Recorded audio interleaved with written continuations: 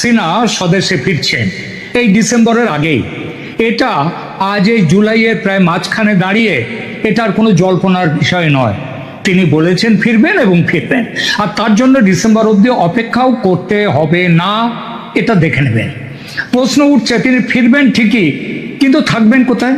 জেলখানায়, নাকি জেলের ভাত বেশি দিন না খাইয়ে ওপরে মানে আল্লাহর কাছে পাঠানোর চেষ্টা করবে বিএনপি সরকার এবং বিএনপির বন্ধু জামাত এনসিপি? তারা ফাঁসিকাঠ তো তৈরি করেই রাখা।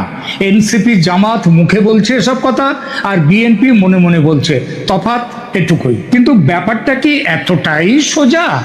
শেখ হাসিনা ফিরবেন বলছেন, আর ভারত কি চুপচাপ সেগুলো শুনছে আর দেখছে? একদম নয়। ভারত জঞ্জাল সাফ করতে নেমে পড়ছে খুব শিগগির। খবর পেলাম পাক্কা। না, জঞ্জাল সাফ না বলে রাস্তা সাফ বলা ভালো। দেখুন, যুদ্ধের পরে দেখা যায় যে রাস্তাঘাটে সব মাইন পুঁতে রাখা হয়েছে, বিস্ফোরক রাখা হয়েছে, এমনকি সমুদ্রের নিচেও সেখানেও পর্যন্ত বিস্ফোরক পুঁতে রাখা হয় যাতে জাহাজ না আসতে পারে। তো সেসব বিস্ফোরক, বোমা বা মাইন পুঁতে রাখা আছে শেখ হাসিনার ফেরার পথেও, মাটির নিচে কারো চোখের আড়ালে। সেসব বিস্ফোরক, মাইন, বোমা তুলে নিষ্ক্রিয় করে দিতে হবে আগে, মানে তাদেরকে খতম করে দিতে হবে, তারপর ফিরবেন শেখ হাসিনা। আর সেই কাজটা করে নিতে হবে এই অক্টোবরের মধ্যেই। আর একটু ভেঙে বলি, মাটির ভেতরে পুঁতে রাখা এইসব বিস্ফোরকের পরিচয় এরা বাংলাদেশি বেশিরভাগই নয়, অন্য রাষ্ট্রের মানুষ। তবে বাংলাদেশে একেবারে নয় তা নয়, পাকিস্তানি বা তুর্কি বা আমেরিকান তারা। হ্যাঁ, আমেরিকানরাও হাসিনার চলার রাস্তায় পুঁতে রাখা মাইন হয়ে ছড়িয়ে আছে। কিন্তু বাংলাদেশের হাসিনা পরবর্তী শাসন তারাই চালিয়েছে বকলমে এবং এখনো চালাচ্ছে। সেটা ছাড়ে, এতে মুখে যতই প্রেম দেখাক না। 24 আগস্টের আগে তারা সক্রিয় ছিল হাসিনার পতন ঘটাবার জন্য, আর এখন তারা সক্রিয়, তারা মানে আমেরিকানরা, বর্তমান জমানাকে বাঁচিয়ে রাখার জন্য। 24 আগে সাফ সাফাইয়ের অনেক কাজ তারা করেছে। আন্তর্জাতিক কূটনীতি যতটা দেখা যায় চোখের সামনে, তার চেয়ে অনেক গুণ লুকিয়ে থাকে চোখের আড়ালে। হিমশৈলের জলের ওপরের ভাগ আর জলের নিচের ভাগ যেমন, অনেকটা তেমনই এই নিচের ভাগে থাকে কাঁটা। সেই কাঁটাগুলো সরাতে হবে, বিস্ফোরক সরাতে হবে, সেই কাজ। যার পোশাকি নাম হচ্ছে কি এই কাঁটা সরানোর? গুপ্ত হত্যা। হাসিনা যখন ক্ষমতায় ছিলেন তখনও হয়েছে গুপ্ত হত্যা। মানে হাসিনা করেননি, করেছে কারা বলছি। আপনাদের কি মনে আছে রূপপুর পারমাণবিক কেন্দ্রে একের পর এক রুশ কর্মী, অফিসার, প্রকৌশলীদের টুপ টুপ করে মরে যাওয়ার সেসব কথা? এক আধজন নয়, 2024-22 থেকে 2024-এ হাসিনার ক্ষমতায় থাকা পর্যন্ত 1.5 বছরে এবং তারপরে মোট প্রায় 14 জন রুশ প্রকৌশলী মারা যান। আর মৃত্যুর কারণ কি? Stroke, suicide. 26-27 বছরের তরতাজা যুবক সব, তাদের মধ্যে কিছু একটু বেশি বয়সেরও আছে, 50, 55, 45 এরকম আছে। তাদের সবার হৃদরোগে মৃত্যু। বাত কুছ হজম নেই হওয়া, তাই না? দেখুন, বাংলাদেশের যমুনা টিভি 6 ফেব্রুয়ারি 2022-এ একটি খবর দিচ্ছে, দেখতে পাচ্ছি গুগল ঘেটে, যে রূপপুর পারমাণবিক বিদ্যুৎ কেন্দ্রে কর্মরত আরো এক রুশ নাগরিকের রহস্যজনক মৃত্যু। কে দিচ্ছে? বাংলাদেশের একটি পত্রিকা, বাংলাদেশের একটি সংবাদ মাধ্যম যমুনা টিভি। কবে? 6 ফেব্রুয়ারি। আর খবরের মধ্যে তারা লিখছে, বলছেন পাবনা রূপপুর পারমাণবিক বিদ্যুৎ কেন্দ্রে কর্মরত আরো এক রুশ নাগরিকের মৃত্যু হয়েছে। রোববার 6 ফেব্রুয়ারি 2022 দুপুরে এই ঘটনা ঘটে। এ নিয়ে গত 8 দিনে, খেয়াল করবেন কথাটা, এ নিয়ে গত 8 দিনে রহস্যজনক কারণে 5 রুশ নাগরিকের মৃত্যু হলো। এসব মৃত্যু কি এমনি এমনি হয়েছে বলে মনে করছেন? নাকি এমনি এমনি এরকম ভাবে কেউ মরে এতগুলো মানুষ একসাথে? হয় না এরকম। এসবই আন্তর্জাতিক শক্তির চোখের আড়ালের খেলা।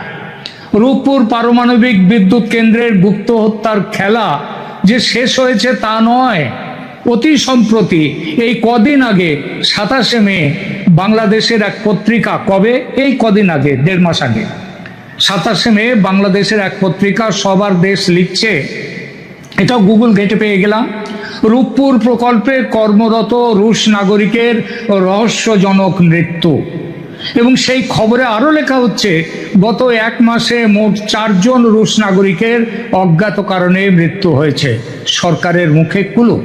তবে একটু কান পাতলে শোনা যাবে, রাশিয়াকে বাংলাদেশ থেকে হাত গুটিয়ে নিতে বাধ্য করার জন্য পাকিস্তান ও আমেরিকার যৌথ প্ল্যানে মরছে একের পর এক রুশ কর্মী। হাসিনা আমলের শেষ দিকে ওই 2022-এ কয়েকজন মারা গেছিল, তারপরে বন্ধ হয়ে গিয়েছিল। 24শে আগস্টের পর এসব হত্যা ওই রূপপুর নিয়ে ডামাডোলের সময় কিছুটা বন্ধ হয়ে গিয়েছিল। এখন আবার রূপপুরে পুরো উদ্যমে নতুন করে খুন খারাপি শুরু হয়েছে। এই কাজ শেষ হওয়ার পর, মানে নতুন করে কাজ শুরু হয়েছে এখন রূপপুরে, তারপরে আবার রুশ নাগরিকদের অজ্ঞাত কারণে মৃত্যুর ঘটনা বাড়ছে। এই খেলা ভারত, মানে ভারতের রিসার্চ অ্যান্ড অ্যানালিসিস উইং, যে এতদিন বাংলাদেশের সংক্ষেপে তারাও যে করেনি তা নয়, করেছে। আপনাদের নিশ্চয়ই মনে আছে মার্কিন নাগরিক টেরেন্স আরভেল জ্যাকসন, তার মৃত্যুর ঘটনাটা। এ তো সেদিনের, কয়েক মাস আগের কথা। বাংলাদেশ সেনাবাহিনীর মালিকানাধীন, বাংলাদেশের সেনাবাহিনী আবার খুব বড় ব্যবসা করে, কিন্তু ব্যবসাদার, ওরা যুদ্ধের থেকে ব্যবসাটা করে বেশি। তো বাংলাদেশ সেনাবাহিনীর মালিকানাধীন ঢাকার অভিজাত হোটেল ওয়েস্টিনে এই মার্কিন নাগরিক টেরেন্স আরভেল জ্যাকসনের হঠাৎ মৃত্যু হলো। পরদিন সকালে তার ডেড বডি আবিষ্কার হলো, এবং সেই ডেড বডি খবরটা বাইরে বেরোতেই মার্কিন দূতাবাস একেবারে ছুটে এলো পুলিশ আসার আগে, এবং কোনো রকম ময়না তদন্ত ছাড়াই পুলিশকে দেহ হস্তান্তর করতে বাধ্য করেছিল। শুধু কি তাই, একজন মার্কিন নাগরিক কেন হোটেলের ভেতর মারা যাবেন এবং কেনই বা তার প্রতিটা ব্যক্তিগত জিনিসপত্র তড়িঘড়ি করে সরিয়ে নেবে মার্কিন দূতাবাস? এখানে কি কোনো সেন্সিটিভ ডেটা বা তথ্যের আদান প্রদান ছিল? মনে রাখবেন, ওই একজন মাত্র মার্কিন নাগরিকের যে বাংলাদেশের মাটিতে অজ্ঞাত কারণে মৃত্যু হয়েছে তা নয়, মারা গেছে সিআইএর অন্তত আরো 3 জন। সে খবরগুলো চেপে দেয়া হয়েছে। শুধু যে মার্কিন নাগরিকের রহস্য মৃত্যু হয়েছে তা নয়, রাজধানীর গুলশানের একটি অভিজাত হোটেলে আহমেদ খান, যার বয়স 38, ওই নামের আহমেদ খান নামের এক পাকিস্তানি নাগরিকের রহস্যজনক মৃত্যু হয়েছে গত 25শে নভেম্বরে। তিনি চট্টগ্রামের কর্ণফুলী ইন্ডাস্ট্রিয়াল এলাকা একটি টেক্সটাইল মিলে কাজ করতেন। এটা ঢপ, ওই লোক দেখানোর জন্য একটা টেক্সটাইল মিলে কাজ করতেন। তিনি গুলশানের অভিজাত হোটেলে এসে থাকবেন, এত টাকা মাইনে পেতেন তিনি। তো প্রাথমিক তদন্তে হৃদরোগে মৃত্যুর কথা বলা হলেও সাম্প্রতিক ভূ রাজনৈতিক প্রেক্ষাপটে তার এই মৃত্যু নিয়ে নিরাপত্তা মহলে গভীর সন্দেহের সৃষ্টি হয়েছে। এই খবর দিচ্ছে কে? আমরা নই, বাংলাদেশের কালবেলা পত্রিকা।